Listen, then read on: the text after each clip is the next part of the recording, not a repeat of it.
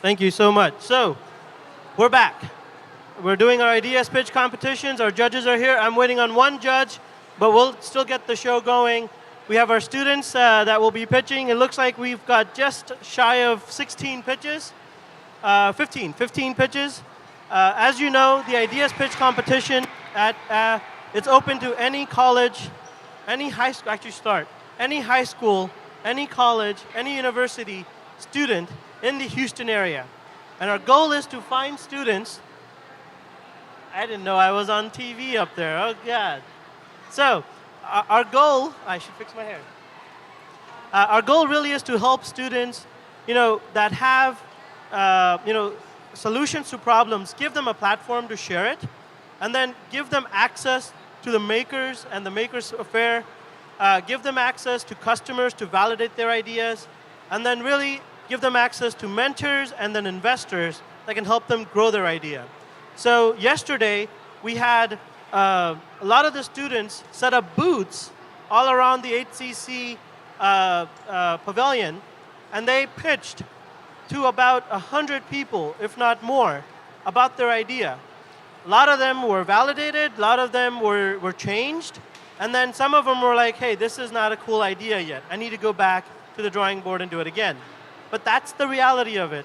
They spent 6 hours, at least, standing on their feet, pitching their idea as if they were a business trying to acquire a customer.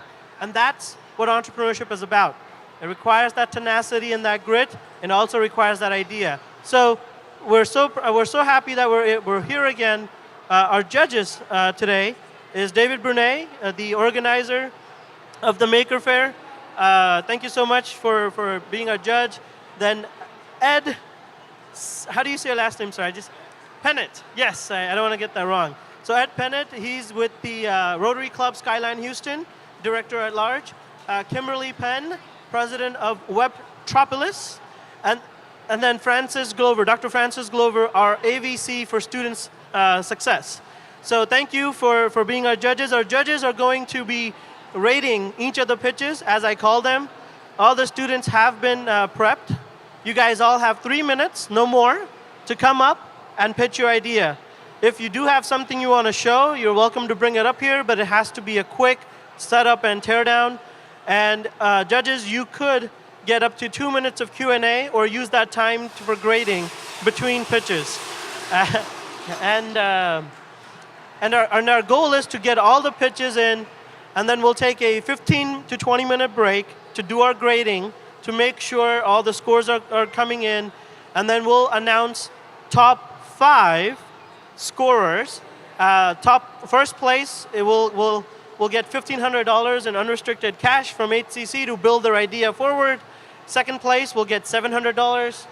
Third place, I believe, is $500, and then 2 honorable mentions, $150 each, based on the scores that the judges are scoring. And then the scoring criteria and all is on the school's website, hccs/pitch. So if anyone wants to see that, you're welcome to see the scoring criteria. All right, so I want to just quickly share why, as a college, we do this. Why do we promote innovation and entrepreneurship? Why is that important for Houston to be part of? And why aren't we just taking HCC students? Why are we taking any high school, any university, and then any college, not just our own? I think our college's mission of being Houston's community college is true in a sense that we're going to support every Houstonian that wants education, training, and wants to upskill or want to do better for our community. So we have 140 programs that can help you with learning coding, learning advanced manufacturing, to learning how to dance. We have a ton of programs. We also have certificates, workshops, just a variety of things. I encourage you to check out our booth if you haven't already, to check out all the different things that we have at the college. But ultimately, our goal as an open admission school is to provide that access and provide that platform for you to grow, because when you grow, Houston grows. And that's the support we want to provide. So with that, a little plug-in, I'd like to invite our first pitch, number 9. So entry number 9. If you could make your way up here, and if I can get my slides, awesome. That guy is awesome. He knows what we need to do. So I'll read out the numbers. The next one's gonna be pitch 12. If you guys want to get ready for, you could sit here. The one after that will be pitch 23. So for pitch 9, if I can have you come up here, come up. Judges, if we get our first, hit the next button and you'll have our first entry.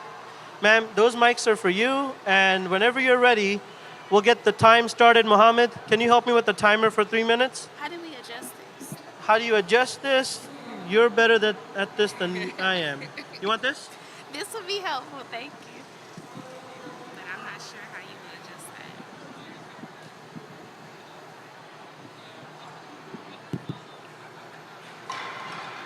Okay. Try it. Testing, testing, testing, testing. Yes, good. Greetings, I'm Marlicia Kenyon, owner of Royal Essence. Royal Essence is dedicated to empowering women through personal style. Within the brand, we're incorporating teaching entrepreneurs resiliency and also teaching them financial literacy.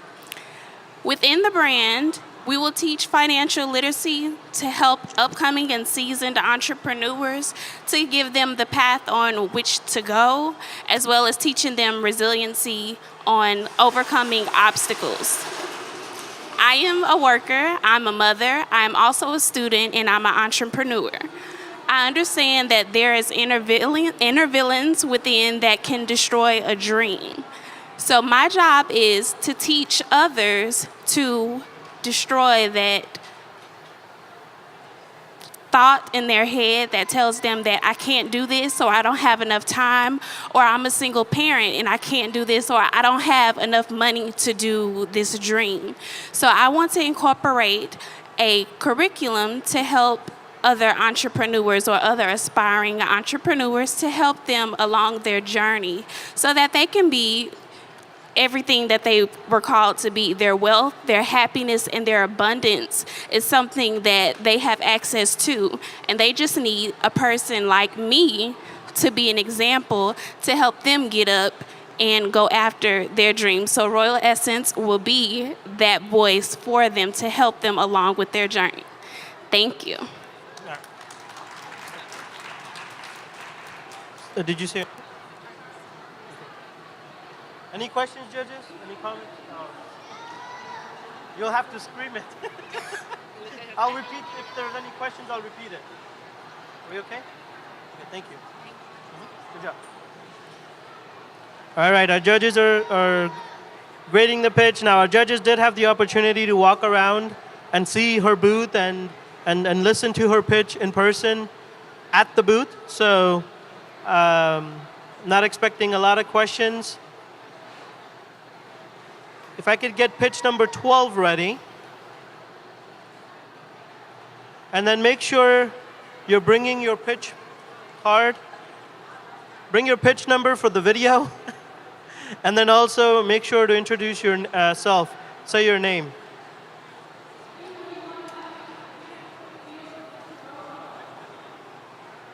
So Roberto Rodriguez. Ready? Yes. Stage is yours. That one's on.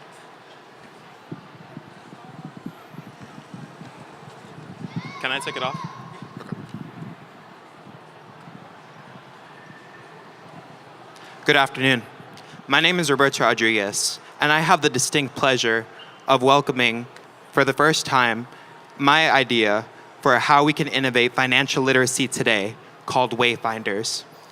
Wayfinders is a financial literacy organization created by me through 2 years of marketing, business, and financial literacy experience from me, working with local businesses such as the Houston Chronicle and Houston Highway Credit Union.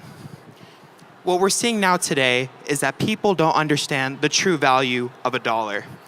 People don't understand the dedication, the hard work, and the determination that goes into investing, saving, and entrepreneurship. So what Wayfinders aims to achieve is that we want to teach children and individuals that their money can become part of a greater financial future. Today, we are seeing more and more repossessed vehicles where options are limited on financial literacy. In years prior, financial literacy was limited to only people who had access to financial resources. However, with the project known as Wayfinders, all that information will be free of charge in our individualized online-based curriculum.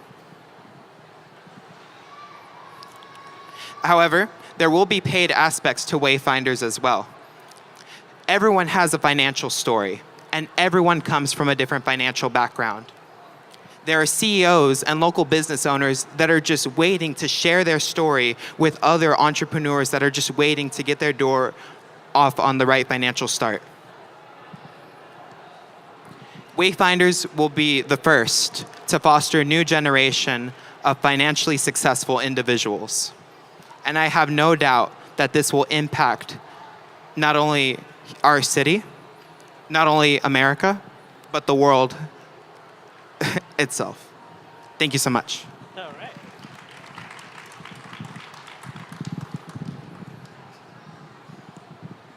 Good job. So I want to say our next pitch is going to be pitch number 23, if you get ready. And then you took your card? There is a question. Hold on. What's your question? And I'll Yes. repeat it.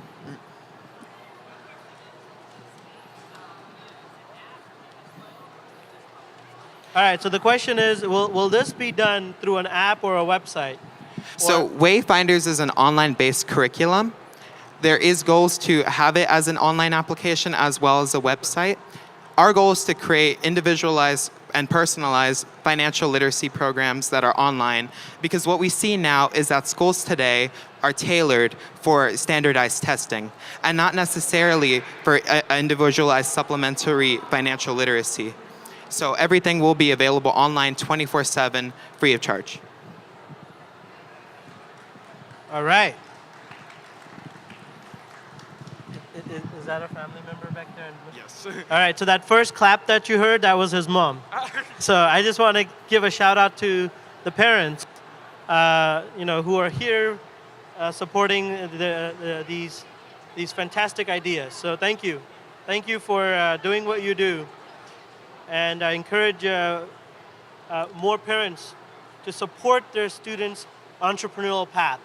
A lot of times people don't realize, but entrepreneurship is a great career choice. Just as doctors and accountants, entrepreneurs can make money and do well. So I encourage more parents to consider that career choice for their kids. Pitch 23, come on up here. And I got to tell you, these guys are just off the chart. Just their thinking level is amazing. So introduce yourself and just show the number. Show the number. Yeah. So it's pitch number 23. Mike. You can take it So off. my pitch number is 23. Your name. Hello everyone. My name is Mohammed Jassim and I'm an engineering student at HCC. And I'm also a proud inventor of this GunLock.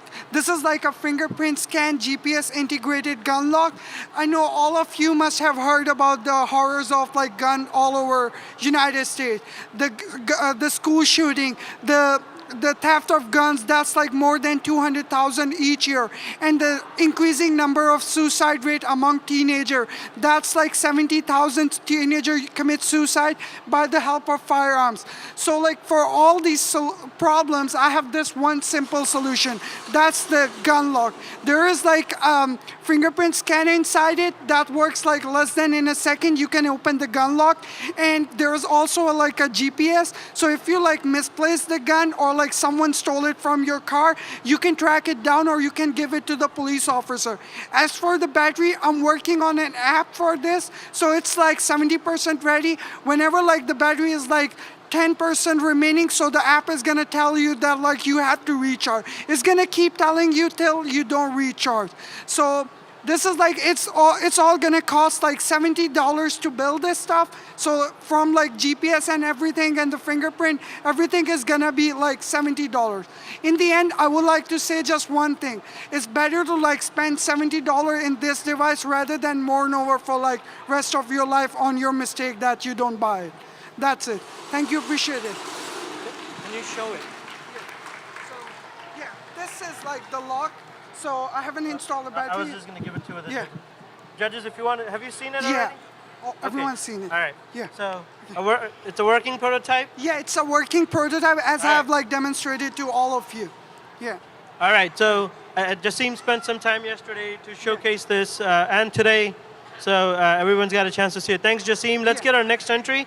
Good job. Wow.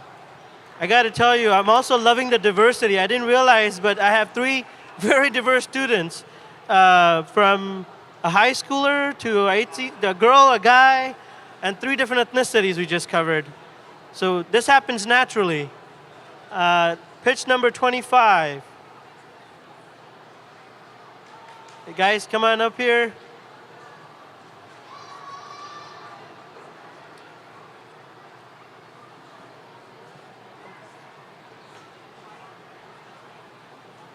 Is it 2 or 1 person? 2 people? Okay. Hold the number. Yeah. Hold that so they can see it. Introduce yourselves and then. Yeah. Hello. Okay. Hey everyone. My name is Uko Emmanuel Quincy, and I'm the Vice President of the Student Library Advisory Council in HCC. And he is. And my name is Trey Tran. I'm student at HCC and sophomore. Okay, so today we are here to talk about transportation hardships of HCC students, faculty, and staff. Houston Community College is home to Houston, Texas, the 4th, soon to be the 3rd largest city. According to Texas A&M Transportation Institute's 2017 Congested Highway Study, out of the top 10 congested highways in Texas, 7 of them are located in Houston. Houston Community College is the 5th largest community college in the nation, and with over 23 campuses, there are no formal ride-share programs or shuttle buses for students, staffs, or even faculties. Now, many campuses are not even accessible by public transportation, and that could create an expensive obstacle to overcome. To add to the issue, if you're fortunate to have a car, many campuses like the Central Campus in Midtown often run out of parking spots between the hours of 9 a.m. to 12:30 p.m. As an international student, the closest campus to me was Stafford. I had to spend $30 a day on transportation, which led up to $150 a week, and which led up to $600 a month only for transportation. Many college campuses and businesses around Houston are trying to combat the issue of traffic congestion and reduce their carbon footprint by bringing out what we call carpool or rideshare opportunities. We would like to propose Eagle Express rideshare solution to the HCC community powered by Zimride. HCC students and employees can connect through a private network to carpool to the same destination, thereby relieving parking and traffic congestion, reducing the carbon footprint, improving sustainability, and also saving money on gas. HCC students, employees, staffs can meet new people, establish connections, relieve commuting stress, and also they will meet new people, which thereby foster a sense of unity among Houston. HCC Eagle Express Rideshare can be downloaded as an app or used on the internet and would be a minimum investment to the institution. But I would like to say, if Eagle Express Rideshare is not what HCC wants, then I'll recommend Eagle Express Shuttle. The shuttle will serve the same benefits as the Eagle Express Rideshare. It could have drop-off services and pick-up services for students, staffs, faculty, and it's also going to create linkage between the 23 campuses we have in Houston. Yeah, it's going to create the linkage between the 23 locations. So HCC has a role to play, and we have to become environmentally responsible for the people in Houston and also to the students, which is educate. Thank you. If you have any questions, please. All right. I don't know if you guys realize, but you guys just pitched in front of the AVC of Student Services, who oversees the International Student Services. So I think you got her attention. But good job, guys. And here's a card. So your pitch may just turn into a reality, and you may have just found an investor. So good job. Let's get pitch 26. And 27 after. 26, 27, and then 29. Is that's the queue. Good job. Number 26. All right, sir.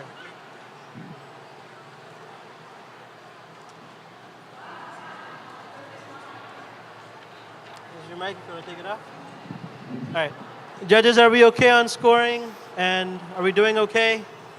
Are we fine? All right. So when we're ready, pitch 26. Yes, hello. My name is Guillermo Elizondo. You can call me Mo. It's easier on your tongue and it's easier on my ear. My company is called Itza is Live, and I'm a vertically integrated enterprise. And what that means is that I'm interested in harvesting, processing, producing, and distributing the material. Right now, I'm focusing on moringa, which is a medicinal plant. And right now, I am dehydrating the leaves and packaging tea bags or the bulk. In the future, I intend to have different blends, different flavors, each one targeting different demographics. For example, I will have a diabetic blend for those who want to manage their diabetes. I will have also like an energizing blend for those who work out and do things like that. Yeah, so right now I'm doing all the kinks and I'm doing all the production processes. But in the future, I would like to scale it both by size of production and also by efficiencies in mechanization, such as machine teabagging and processing. So that's basically the gist of it. Is I did the numbers, and I'm getting maybe 2 to 250% profit margins, and I'm still coming cheaper than my other competitors because I'm producing locally, and it's a social. The social aspect of it would be that I can hire people who traditionally may not be able to do other jobs, such as maybe retirees or people who don't have a lot of physical capabilities. And yeah, so it's really great. People who would be managing their diabetes would also be a social aspect there because that would reduce our collective cost in terms of healthcare and other associated costs with that. Any questions?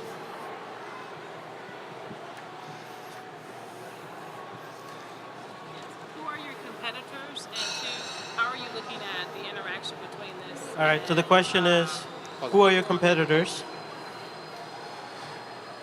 The question was, who are my competitors and how would this impact people on medication? My current competitors are mostly from overseas, South America or Asia, and they are coming at, their price structure cannot be reduced from X amount because of logistic cost and gas and all that. So I'm able to enter cheaper than them. And besides, they do not have brand recognition or brand loyalty. So as you can see, I have designed my logo because I want people to say, I want this moringa tea, but I would like from this person, not from whatever generic looking material over there.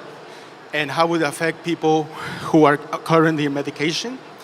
Well, we do not ask people to stop taking their medication. However, we understand that a lot of people with diabetes do not normally take their insulin until they're feeling really bad. So for those people that will be taking tea, it doesn't feel like medicine and it doesn't cost as much as the medicine. And I've heard people with diabetes saying that it works best for them when they take it 30 to 45 minutes before every meal. I forgot to mention it also helps people with high blood pressure. So again, we do not recommend anybody stopping their medication. This will be in addition to. You got your question answered? All right, good job. Thank you.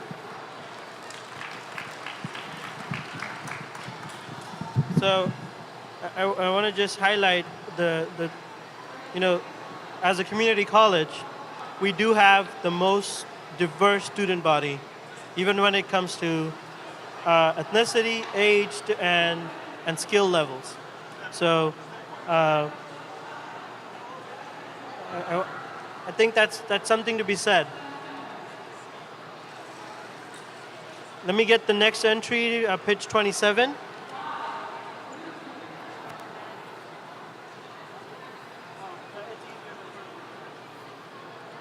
All right.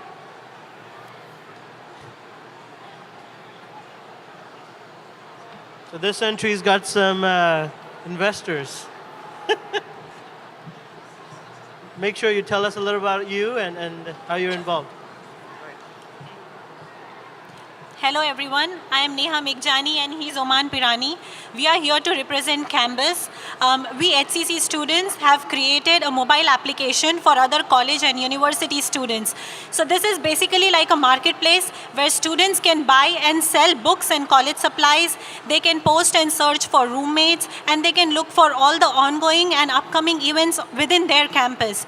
So Campus will help students in many ways. First, the buyers and sellers both are from the same campus, so there's no outsider. So basically, it's much more safer and convenient. Another thing is, it's a great platform to save money. All of us know every semester students require to buy textbooks and college supplies. And I might not need that textbook for the next semester. So instead of throwing it away, I can post it on campus at a lower price. And other students can buy it at a lower price. So it's a win-win situation for both the students as they can save money. Another thing is, it helps to find roommates. I am from New York, so when I moved to Houston, I had a very hard time finding roommates. So an app like Campus makes it very much easy to find perfect roommates. We can also find upcoming and ongoing events like career fairs, college events, like college orientations, market fairs. So people are updated with whatever is happening within their campus. The basic idea behind Campus is to eliminate a lot of things like shipping cost. Even after paying shipping costs, students have to wait for like a lot of days in order for their product to arrive. It's also risky sometimes because on other sites, if we look, we have to go meet people at unknown locations. But this is like in your campus, so students can meet each other on the same campus. They can just decide on time and place and they can trade the books. And it also eliminates the risk of missing out on events such as this pitch competition. Most of the students are not aware of it. So if students have access to app that will update with them with all the events, it will be helpful and more of them can participate. Our goal basically is to provide students with an easy experience and eliminate like all the hassles. So we have narrowed it from country, state, local to just campus. And like I said, there are students, buyers and sellers, there are resources, but there's not platform that helps them connect and do the trading. So Campus will act like a bridge which will help them in having a better experience at their colleges. Thank you. All right. Any questions? Yeah. How many downloads have you got? Is this live? Yeah, we have been live for the past 4 weeks, and we have more than 200 students from different colleges and universities that have already signed up, and they are already posting books and doing the trading online. Awesome. Good job. Thank you. Thank you. All right. Wow. They pitched to you and me, right? Director of Student Innovation, so I need to see where they're going. Pitch 29. Get on up, Neil. Yeah. All right. I realized that it's already there, so you're good. Oh, okay. So, hello So, hold everyone. You're taller than the rest of us. Yes. I'm just saying. I mean, There you go. all right. Hello everyone. My name is Niall Dixon, and I don't want to sound apocalyptic, but democracy is under attack in the United States due to lack of voter turnout. In the state of Texas, we have the worst voter turnout in the entire nation. About 28% of people actually turn out to midterm elections, which is astronomically low. So I developed a chatbot that allows for individuals to text their address and it'll tell them the nearest early voting location. Not only will it tell them the nearest early voting location, but it'll also provide them directions to from their current location to the nearest early voting location. Supports 5 different languages, and we're in about 40 counties in the state of Texas right now. This is very important because a lot of organizations such as the League of Women Voters, Vote.org, things like that, spend a lot of money to increase voter turnout. And what you see in the industry is that most people spend about $75 to increase one vote in the state of Texas, or in the state, which ends up being about 14 votes per $1,000 that they spend. However, our technology is projected to increase voter turnout significantly at the price point. Due to SMS technology, we see that you increase voter turnout by 0.5 percentage point, which would be about 20,000 voters in Harris County alone. What you see is that as Vote.org spends about $14 per $1,000 for 14 votes, we're able to achieve 66 votes per $1,000. We're able to get more votes at a price point lower than what most people are spending right now. Because of that, our technology is more affordable and cost effective for politicians who want to increase voter turnout, or for nonprofit organizations that are interested in increasing voter turnout. For that reason, I want you to help me reclaim democracy in our country. Any questions? Any questions, judges? All right. Neil, did you get a demo, your chat box to the judges early? Okay. All right. Make sure to catch Neil to demo his chat box if you haven't already. All right. Pitch number 30. What an amazing group of active students. I just want to give a shout out. Just wow. You guys are thinking about this stuff and doing something about it? Wow, all of you. All right, so. No, it's okay, it's fine. But say your name, okay? Hi, everybody. My name is Cara. Sarabia. I'm an international student at HCC. I study at Elif Hayes campus, and my main concern and the reason why I decided to come up with this idea is a topic that I can see is pretty common to most international students, is the transportation, that it's an issue. So let me tell you, when I first started here, my HCC campus to my house is a 15-minute ride by car. Whereas I try to take the bus, it takes me 2 hours to 2 hours and a half, assuming if the bus gets there. I've waited 2 hours, the bus didn't get there, and ended up paying an Uber, which is something I cannot afford every day, twice a day, you know. So my idea is to create an app and a network of buses that are gonna respond according to the demand of the students. So the app will collect every student's that submit their schedule, so that way we can see, okay, we have 20 students that need a ride at 8 a.m. to reach their class at 9 a.m. So I always believe that big changes start somewhere, so my main focus for now starts in the Northwest campuses, the 4 main campuses, because that's where I am from and that's where I see the most of the struggle. I'm lucky enough that I own my own car now. However, I do see the struggle of all my friends, and I try to make a change for them as well. I have other ideas according coming with this. There's such thing as events that I agree, like somebody already said. So many students are not even aware about the events happening. So my idea is with this network, let's say I'm at HCC Elif Hayes campus and there's an event at Spring Branch. I can take the bus that will take me there just to get more involved in the campus life and learn about more opportunities throughout HCC. Any questions? Thank you. Good job. Any questions? All right. So, one of the things that we'll be telling our students to do is, or what we have been telling them to do, is network with each other. Pitch 31. If you guys get up here.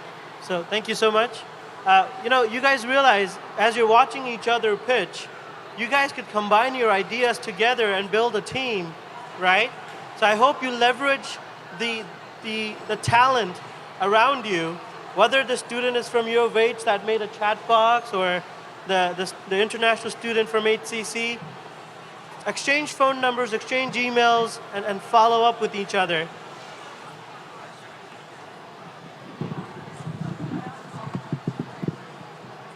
Okay. And there is an open invitation from our AVC to for 3 of the pitches. I didn't get which one she likes, but she wants to follow up with them and have them present to our administration at the college. Wow. Here, let me do it. Wow. Don't block our product. So pitch 31. Take it out. It's not coming up. This group of guys also won our Inventathon. It's a 2-day hackathon that we hosted in Stafford. They took the first place. And you ready to go? Testing. Does this one work? I love these guys. All right, go for it, guys. Flow H2O, saving water one drop at a time. I'm Jefferson Yu. This is Joshua Bello, Ankit Patel, Brian Shu, and Sanadia Desai. We are high school students looking for investors, mentors, and advisors to further guide our project. Have you ever used water before? I'm sure everyone has, but have you ever thought about how much water you've used on a daily, weekly, or monthly basis? We are in a crisis where only 0.007% of the water in our world is available for human use, and that water is running out faster than Usain Bolt. The average American uses 101.5 gallons of water daily when we only need 80 gallons, translating to 2.5 trillion gallons of water wasted annually. This means each of the 120 million American families waste $230 on water every year. That's like losing money between your couch cushions. Environmentally, this causes an increase in water scarcity, leading to more frequent droughts. In addition, we waste energy on having to purify unnecessary water. The root cause of these problems is an inaccessibility to an easy way of tracking water usage. We've devised a solution called Flow H2O as an understandable and effective way to bring information to the user.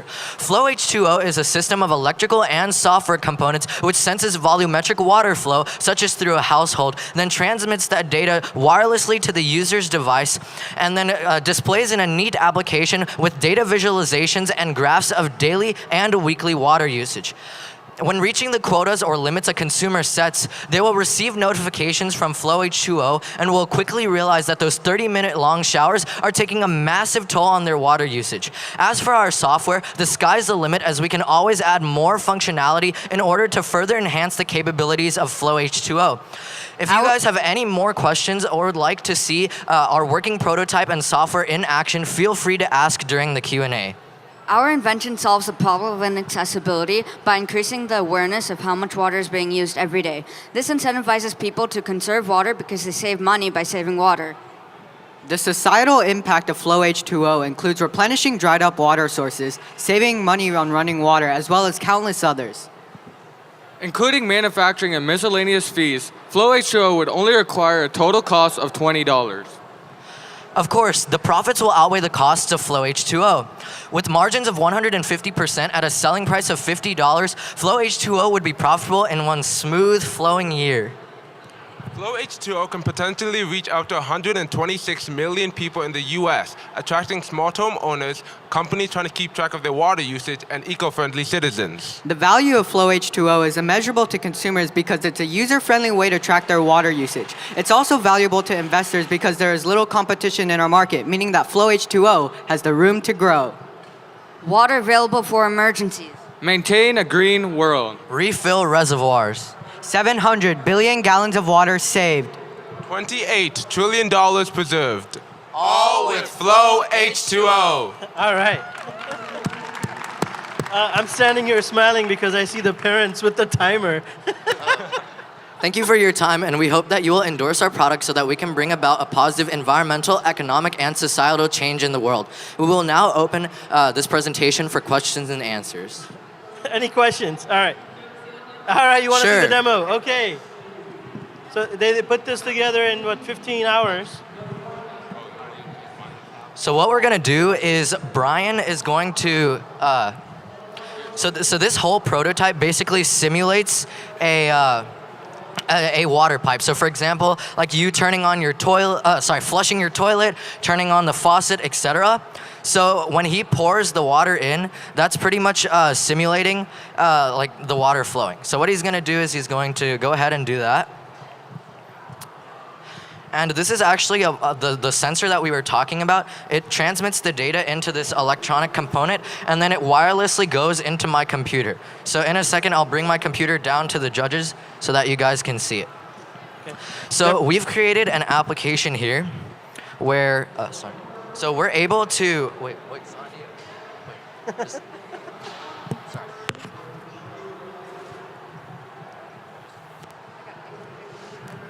So for the first part, each of these peaks are one of the times that we've done this demonstration. So no, it's okay. It's okay. So every time that we've done this demonstration, we have one of these peaks because this is a graph of time versus volumetric water flow. So if we zoom into just one of these peaks, which is like the one that we've done, we're able to see exactly like what the water flow is at that exact time. So that way the user is able to isolate where they're using the most water as well as from which appliance. And so from there, they can create an initiative to save more water.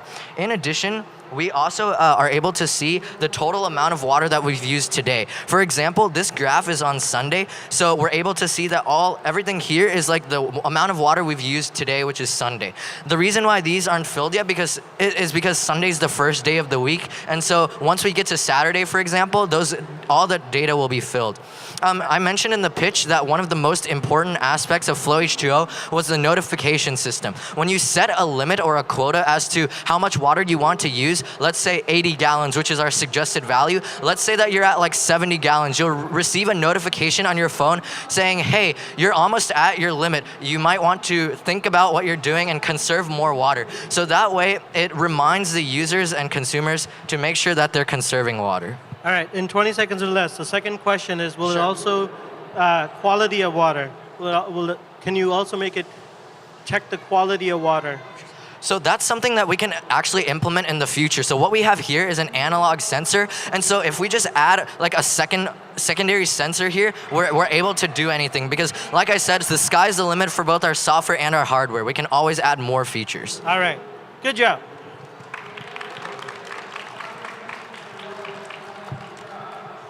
Okay, pitch 32. You guys get ready? I love to add that time element on everyone because that sense of urgency, that causes action, right? So we do that for a reason, but I could see all of you guys are getting prepped for like the Rice Business Plan competition in Houston. I mean, you guys are getting to that level to be pitching for millions of dollars, not the thousands, but the millions. So I'm looking forward to all of you taking this forward. All right, so pitch 32, you got a card? So the competition does allow for up to 3 submissions by one student. So we've seen Tree before. Tree's back with the second idea. Hello, everybody again. My name is Sri Tran, and I'm sophomore at HCC. Today, before I tell about my presentation, I would like to say battery is the thing that people use almost every day and everywhere. So people replace the battery and change the new battery, and they threw away their own batteries. So as you know, battery has a lot of chemical, so it's very hard to recycle, and it's very harmful to environment. So my idea is to provide a power source in the natural disaster, so such as like car batteries, laptop batteries, and battery pack for tool. So what I'm going to do is I want to reduce the effect of the battery to environment. And you can recycle the battery to do something like portable charger, or you can use it in the emergency situation. So what I do is we need a drop-off container for students at HCC and employees at HCC. They can drop off their batteries in there, so it will not harmful to environment. I will collect the batteries and I will test the cell, because some of the battery that's still in good condition, but the main board they will protect, like for secure and safe, they will break the circuit, so you cannot charge and use the battery. So the battery is still in good condition. That's why I will collect them, test them. If it's in still good condition, I will put in the battery. I will make another like portable charger that you can charge your phone. So I made one, and I made for some of people like my sister, my family, and my friend. They can charge their phone like several times. It's costs around $6, so you can make a battery. And the black box is the like 12-volt car battery, so you can replace the car battery with that one. So that's my presentation. So if you have any question. Any questions? Judges, did you get a chance to see? Yes, sir. We have an audience question. Okay.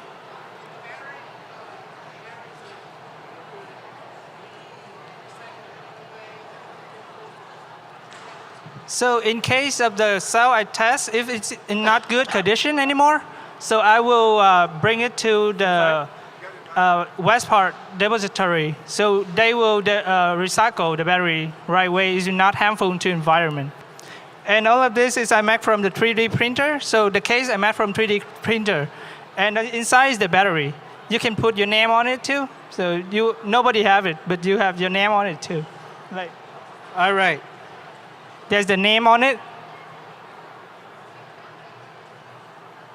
So he does have a booth, sir. I would encourage you to check out the prototypes that he's built using recycled batteries. So, judges, do we have any questions? We've seen. Okay, thank you so much. Yeah. Let's get pitch 33 set up. Pitch number 33. Good job, guys. Good job. Are we okay on scoring? We're good? Okay. Oh, it's like a nice seamless operation happening here. In and out. You ready?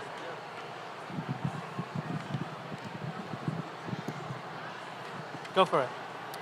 Okay, good evening, everybody. My name is Dante Perez. I'm a HCC freshman, and also I'm an aspiring journalist, which is why I also have this idea that the biggest problem I've seen so far since middle school and high school and even in college is that some adults have trouble reading paragraphs or even reading a simple book. So my idea that I consulted with my friends, but they're not here today, is that what if we open a bilingual learning centers around Houston and the country so more adults have the opportunity to be able to read, write, and interpret different skills, such as cursive. I mean, I myself cannot read cursive and I cannot write cursive, but I believe with learning centers such as these, that they will be able to expand to the majority of, any age range and any social background.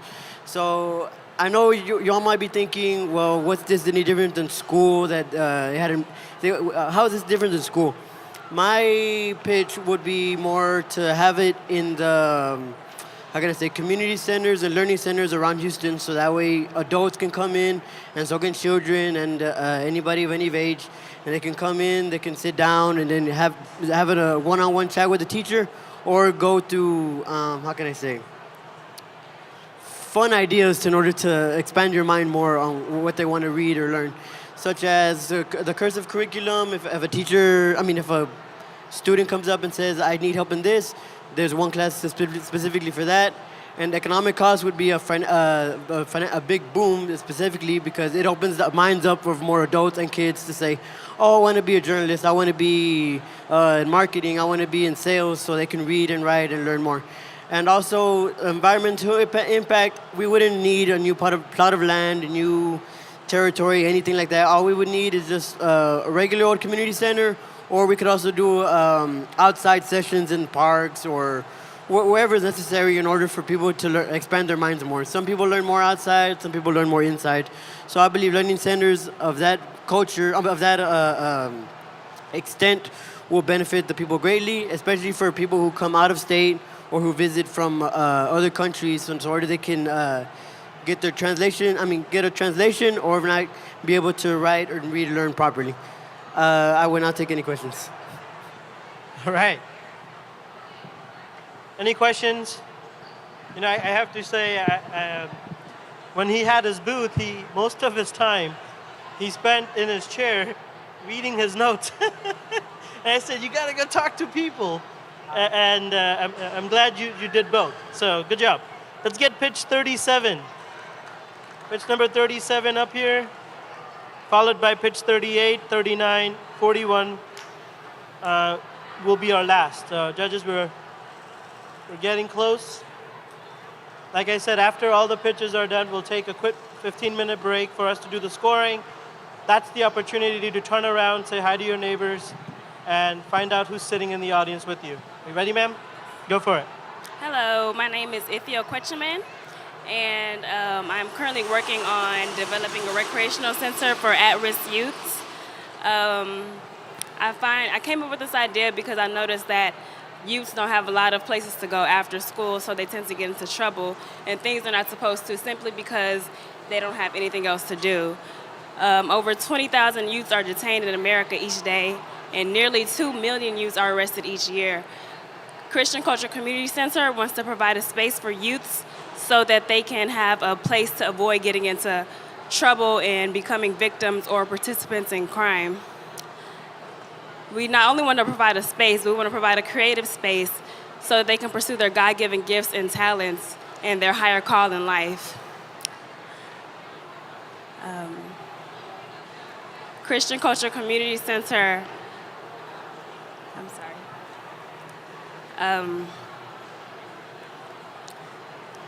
Breathe in, breathe out. I'm sorry. Relax, we're friends. Christian Culture Community Center, what sets us apart is because we want to serve as a means to expose youths to things that are not present in their normal school curriculum.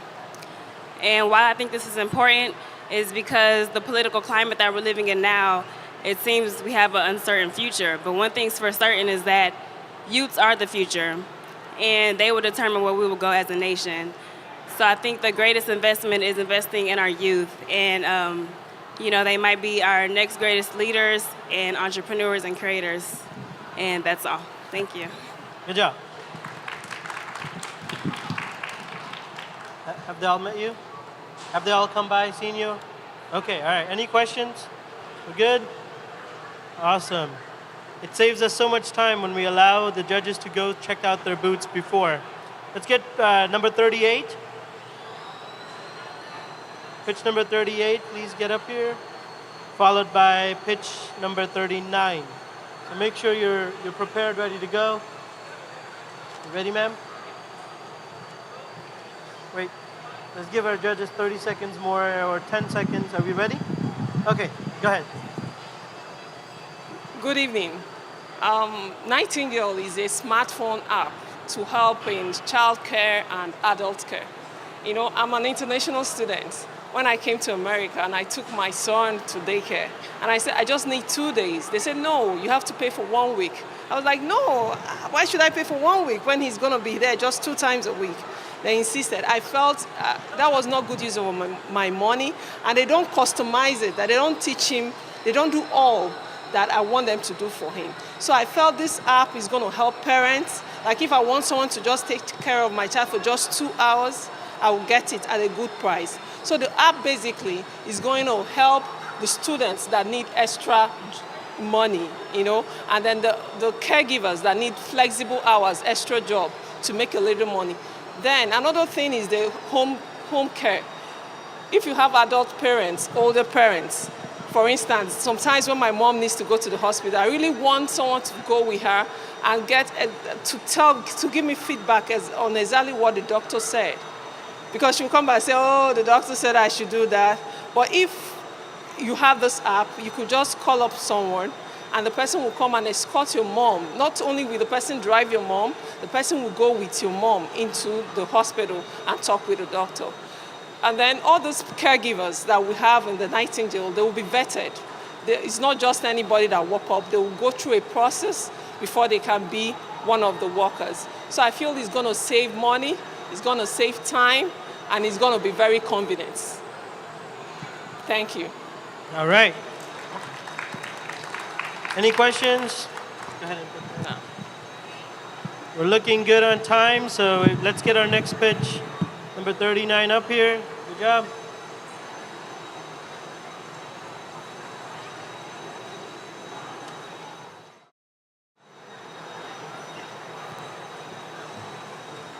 Whenever you're ready, ma'am, just go.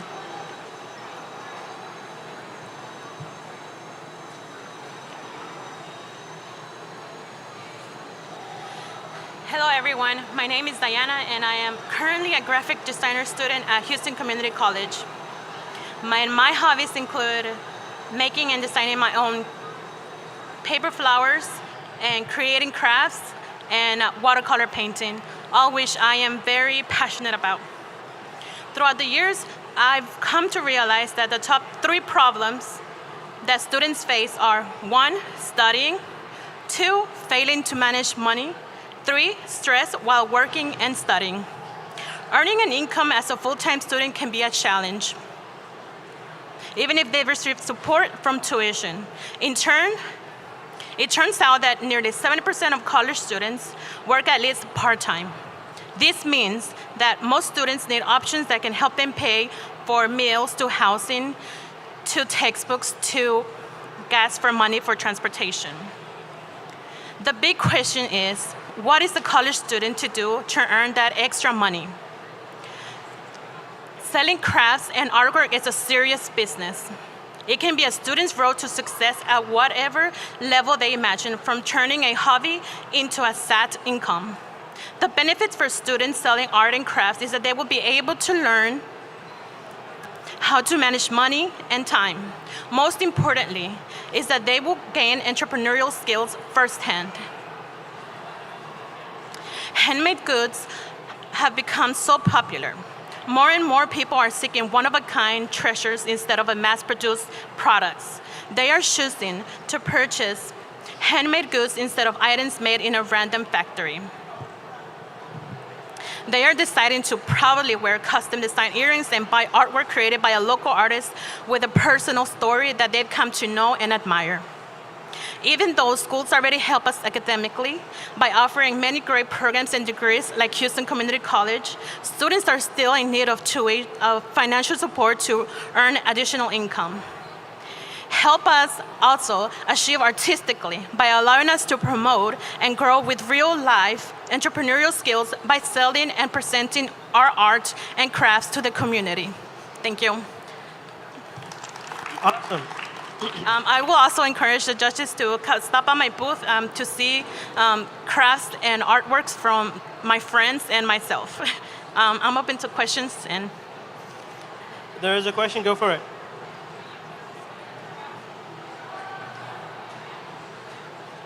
The question is, will you take all the art that you and your friends create and make it available via an app or a website or some sort of an online platform? That is the idea. That's what I would like the result to be, because it will be easier access to students to purchase artwork and crafts. But at first, I would like to present it in campuses or venues, and just to test it out. But yes, that will be the final. Awesome. So David, you heard, we're going to have more makers on our campuses. So, you just spoke with the guy who put some maker fair together. Yes. He would love to have you over and over with all your makes. So thank you so much. Let's get our last entry up here, 41.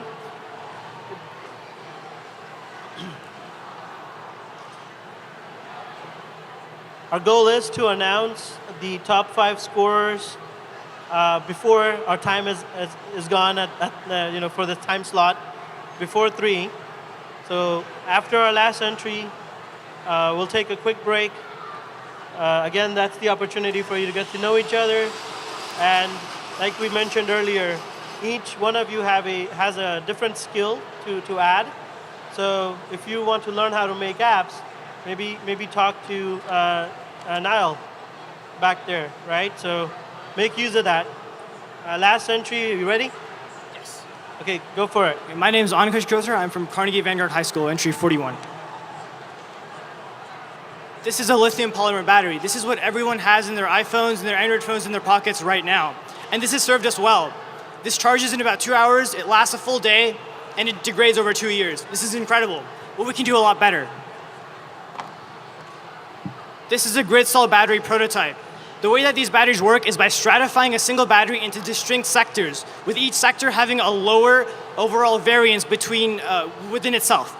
What this means, that was a lot of words, but what that means is that we can charge these batteries really, really fast. So that battery over there, which is the standard for every phone ever, takes about 2 hours to charge. This one only takes about 55 minutes.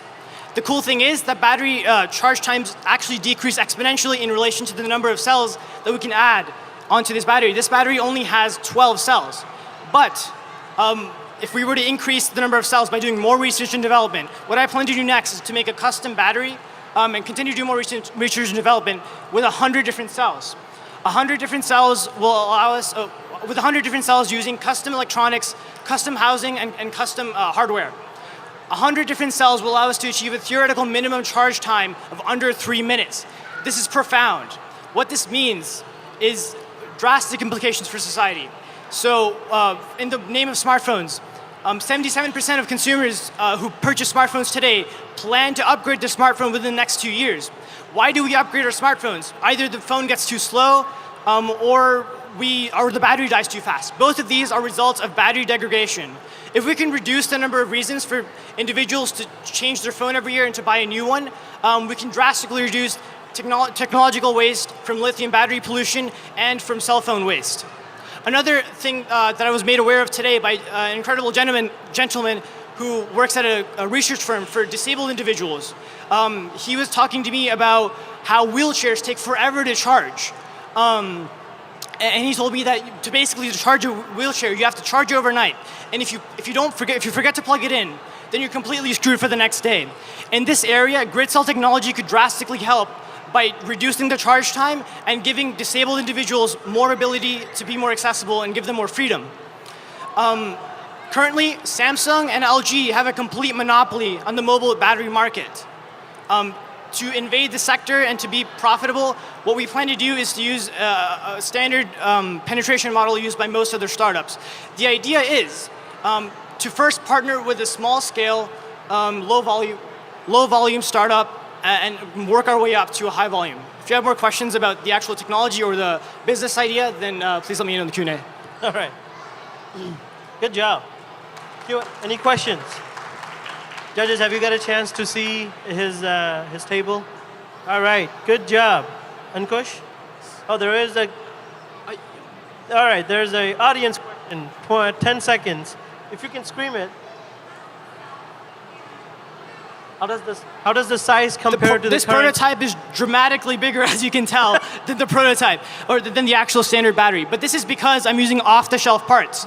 If I were to create my own custom battery with my own housing, with my own electronics, I could drastically reduce the size, especially with the charge controllers and the random safety features that we don't really need. But yeah, it is a little bit bigger. Theoretically, we can reduce the size dramatically to the normal size. And you had a question? Oh, yes. Another audience question.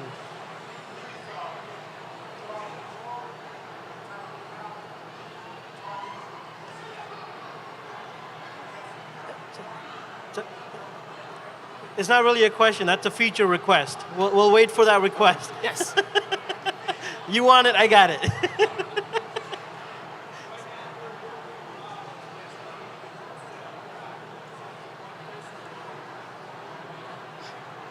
Selling to one individual, as in... What's your market strategy, he's asking?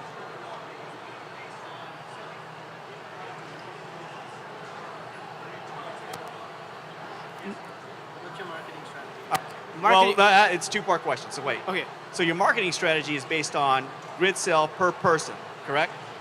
No, not per person. So the way that we're going to be able to market this is by first pairing up with somebody who wants our technology, who wants to put it into their device. We would supply them at a low volume, right? So we're looking at companies that don't need a lot of batteries, that are selling a low amount of product. We would earn notoriety from them, and we would gain the trust of the public. Eventually, we would be able to, not the trust of the public, as in recognition from the public, to know about our technology. Eventually, there would be demand from consumers who use iPhones and Samsungs, and eventually we would license our technology or distribute our technology to those companies so they could eventually use it. Okay, so in your business model, do you have a strategy for how you would develop a grid cell large enough to have a mass charging station for different campuses or different locations, buildings, This isn't like a charging thing for a place. This is for usually going to be inside for smartphones. Yes. Wait, hold on. So audience questions, I encourage you to meet with them individually directly, and they can answer your questions. But the idea is to get our judges the time and then our time slot. We do want to thank you for pitching. And then please be, there is an audience question. Okay, there's a judge question. Go ahead, Judge. Yes. Is this a smaller version of Elon Musk? No, so Elon Musk is just making big batteries, which is incredibly hard, and it is a lot of technological advancements are going into that. But the rate of the charge is going to be the exact same. The rate of the charge doesn't change, but that's okay for his application. But for being able to charge a phone in 3 minutes, we're going to need something new. All right, so you're in a high school. Awesome, man. I wish I was thinking like that in high school. So thank you so much. So I do want to share with the audience, we will be taking a 15-minute break for us to get all our scores in. Judges, if you can go ahead, submit. Once you submit, you can go back to any entry that we had. In the event that you forget what the entry number was for you, you could ask either Mohammed or come back to my table and we'll have all of the pitch entries. You could also just walk up to the student and they have their pitch entries. I want to share what happens next with these students. So, this is our 6th Ideas Pitch competition. Last 3 have made it out at the Maker Faire. What we do at HCC with the Office of Student Innovation and Entrepreneurship is we start to work with these students. We'll pair them up with other students that have similar ideas, or we'll get them skill sets that they're missing on their team. We'll combine them, and then we'll help them either get access to an investor or access to a community that can utilize the services, or get them to the next stage and say, this is an education that you need to have in order to complete this. I'm happy to announce that in the past 2.5 years, we've had 24 businesses that have started from these pitches, which I don't think any other community college in the state of Texas can say. So it's working, and we're so proud. And I want to give a shout out to Maya Dernovo, Dr. Maya Dernovo, who is the reason that we're able to be at this platform. She provides the funding and my staff, my position, to be able to do this. So without her vision and leadership, we wouldn't be able to do this. So thank you, Dr. Dernovo, for doing what you do and enabling me to do what I do. And let's take that break. Please take this time to get to know who's in the audience with you. And then also in 15 minutes or 20, it may take us longer, we will announce the winners. We will do a photo op. We will get the top 5 scorers announced today before 3, okay? So we'll take it. If we have music, throw the music, but we'll take a break.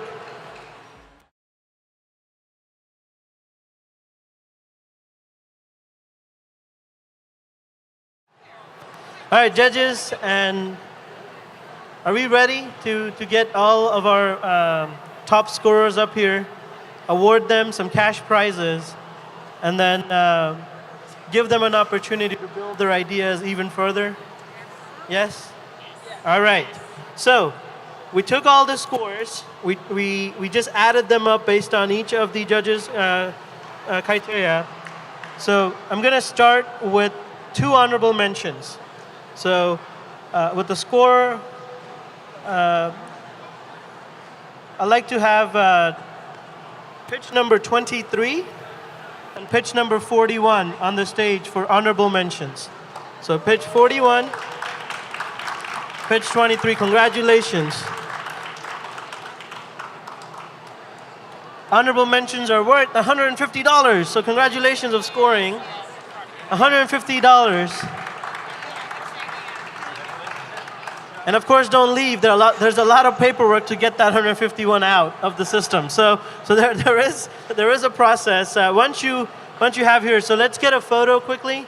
If you could just step up with our honorable mentions.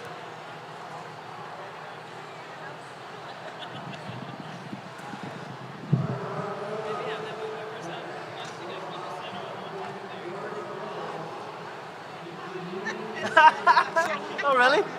That's okay. Thank you, guys. Good job. All right, our 3rd highest scorer is going to be pitch number 29. Congratulations. You, sir, have scored $500 in cash for an awesome voting booth app to help more voting awareness. I'm too tall. You want to kneel too? There you go.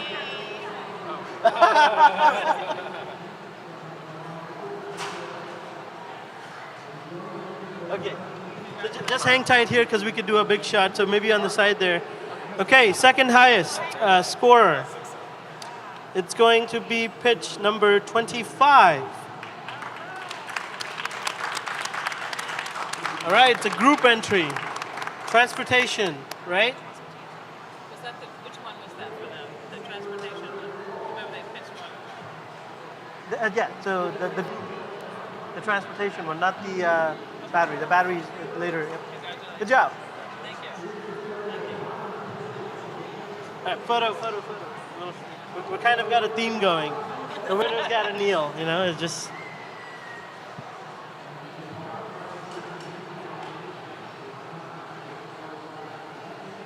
All right, just stay put on the side there. And the top scorers of the Fall 2018 Ideas Pitch Competition is number 31.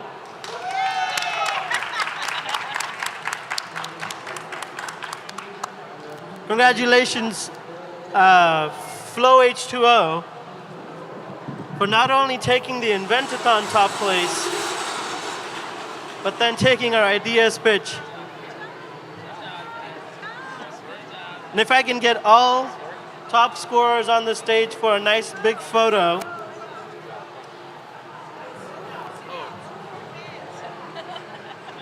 All of them. Well, let's do the first one and then the, yes.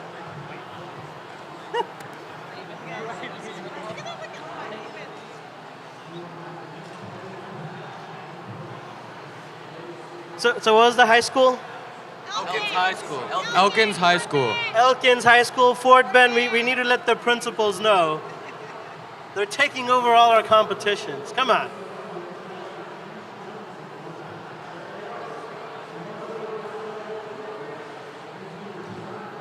So great invention, great product. Let's get everybody, the scorers, even the honorable mentions if you don't go too far. Please get back on stage. Let's, if take a big photo.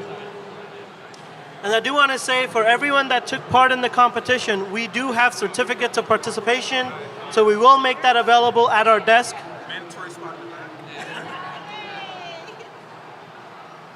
A big thumbs up, please. And let's get that photo.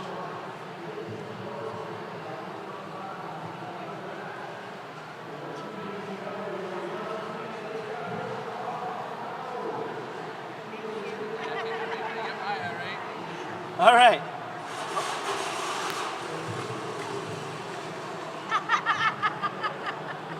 Thank you, Sandra.